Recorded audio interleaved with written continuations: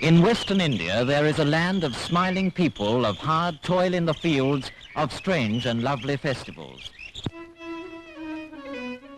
First, at dawn, we see the farmer's wife grinding corn on a wheel of the most ancient design, while her son leads out the cattle to the fields past the great banyan tree.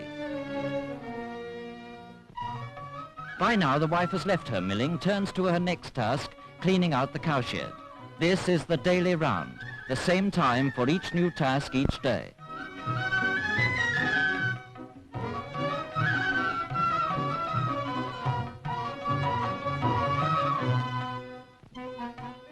The early morning work over, she invites the blessings of the gods on her farmhouse by chalking an auspicious design on the ground. The farmer himself takes out the bullocks to harness them.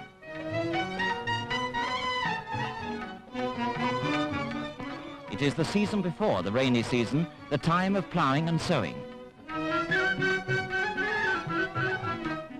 Past another banyan tree, past the temple dedicated to Ganpati, past the women taking their water pots to and from the river. From the way these women wear their saris, from the style of the temple, from the banyan tree, we know we are in Maharashtra, the home of the farming and warrior race of Marathas. The wife is back cooking the morning meal. Part of the art of making it well is this patting it from hand to hand before throwing it on the warm pan.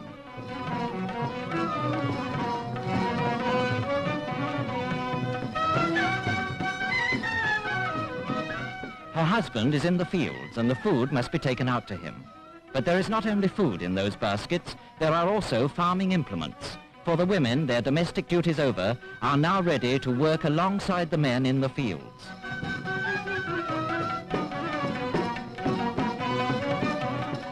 It is the dry season and the farmer is working at the well.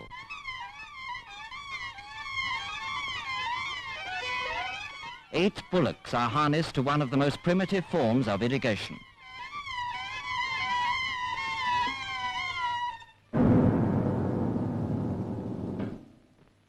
And now, when the sun is almost overhead, a meal to restore the farmer and to prepare the wife for her change from housewife to farmhand.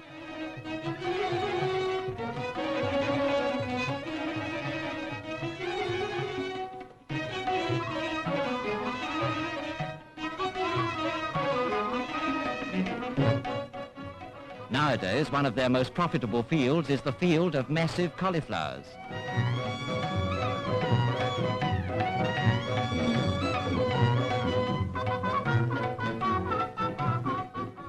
It is the job of the women to collect them.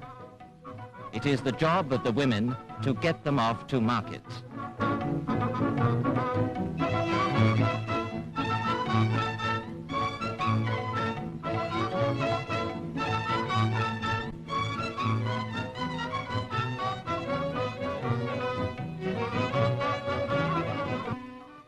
The season of ploughing. The draft animals in this part of the world are always bullocks. Their slow gait and the hard soil make the work heavy.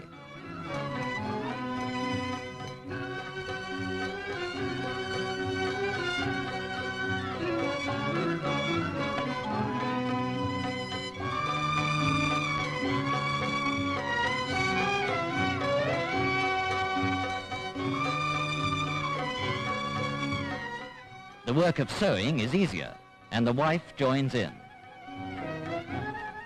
Now, the anxious days of watching for the monsoon rains are over. The rains have come, and the corn, their staple crop, called jwari, springs tall and fruitful out of the Maharashtrian earth. This is the corn the farmer's wife was grinding in the morning. Here, it's a far commoner food than rice.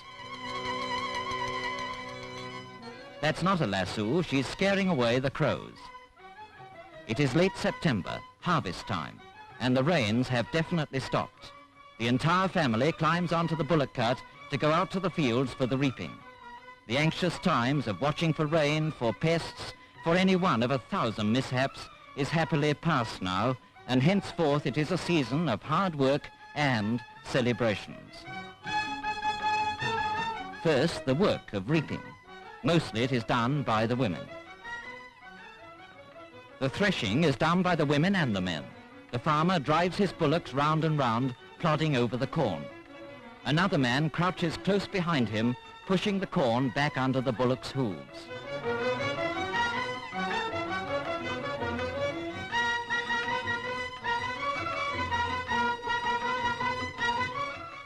The winnowing is a picturesque sight.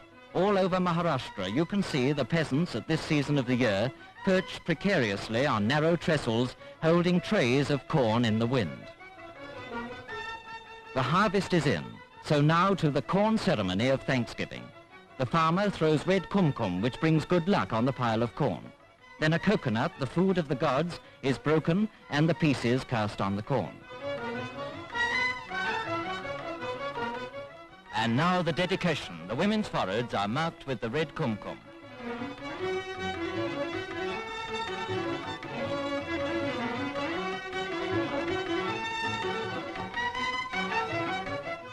And after the ceremony, back to work, to pouring the corn into sacks ready for market.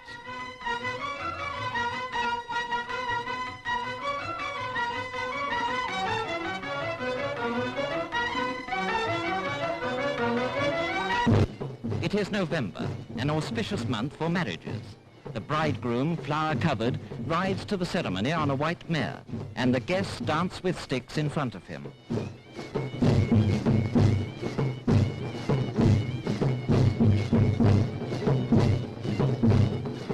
They do a fighting dance in front of him, with sticks for swords and shields held aloft.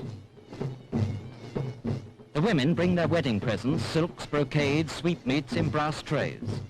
And by the banana plant, the bridegroom dismounts to enter the tent where the guests are assembling. The priest recites, the guests throw rice on the bride and bridegroom. Now the pair have walked their 7 times round. Until this is done, the marriage is not complete, and a woman relative blesses them with rice.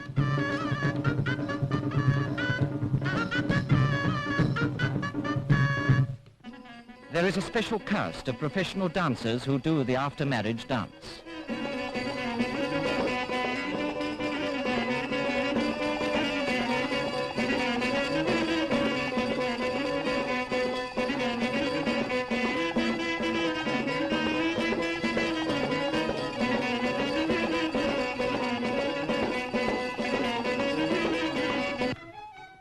Another after-harvest celebration is the fair. Almost as exciting as they go off on their decorated bullock carts, the wife protests, according to tradition, against taking her own husband's hand in public.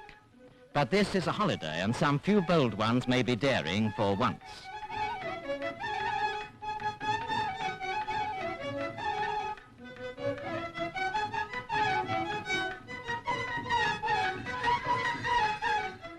Hundreds of years ago, these families would have looked the same, galloping their bullocks along the country road.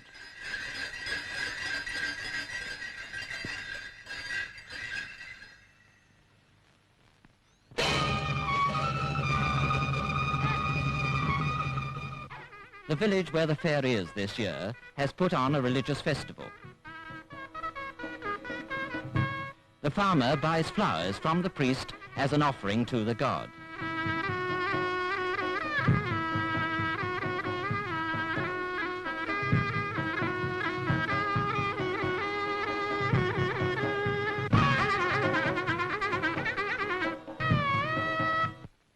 The center of the fair is the cattle market, where some of the hardest bargaining goes on in the entire world.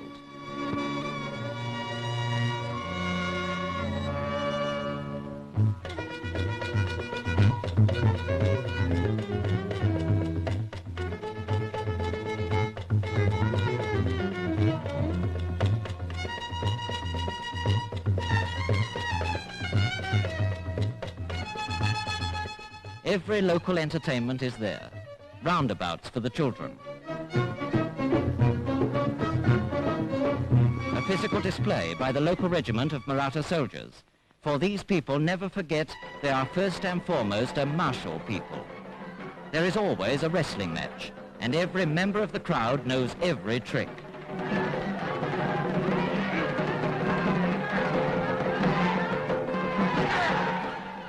But the farmer's sport, above all others, is the thunderous sport of bullock cart racing.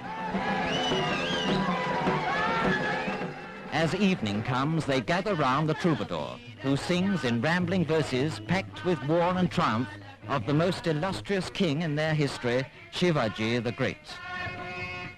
In Maharashtra, the farmer is always a soldier. These 20th century soldiers are dressed in khaki, but their ceremonial of departure is the same as it was in Shivaji's great days. He bends down to touch the feet of his elders, always before departing. The spirit of the great Shivaji is still in these men, and this is as typical a scene in this fascinating country as the scenes in the fields, at the well, or at the wedding ceremony. And this is a typical song. Oh, you lion-hearted Marathas, never know fear, as your forefathers never knew fear. A typical song and a typical scene in the land of the plowshare and the sword.